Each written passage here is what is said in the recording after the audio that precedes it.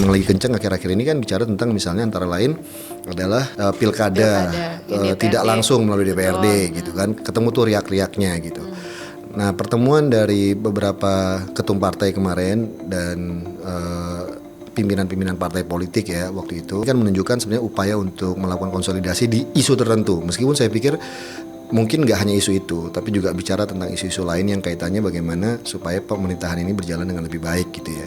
Politik kita tuh akan mengarah seperti apa sih? Soalnya pas awal tahun aja sudah ada dinamakan koalisi permanen. Tapi kan memang pilkada langsung ini banyak evaluasi juga sebenarnya plus minusnya, dan itu kita rasakan bersama.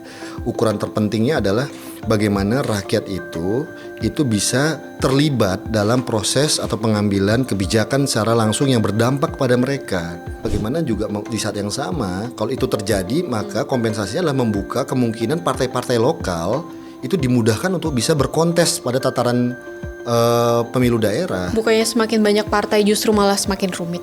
Gen Z sekarang sudah lebih kritis. Berarti bukan jadi salah satu alasan untuk menghindarin itu kan, dipilihnya pilkada langsung itu. Good point.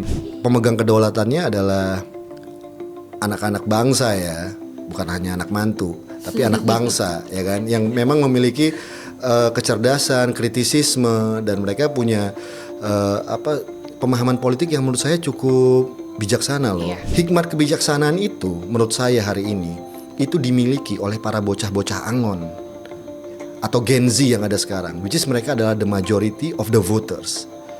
Nah, kalau misalnya para pemimpinnya hari ini tidak memiliki hikmat kebijaksanaan tersebut,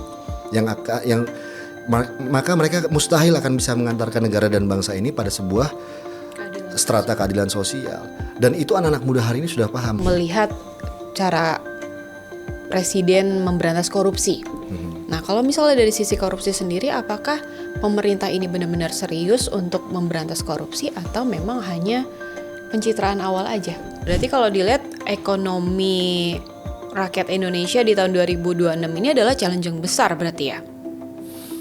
Penuh dengan tantangan dan masih bisa dibilang kita harus survive berarti ya? Ya kalau kita lihat indikatornya ya tentunya kita harus waspada ya, harus waspada.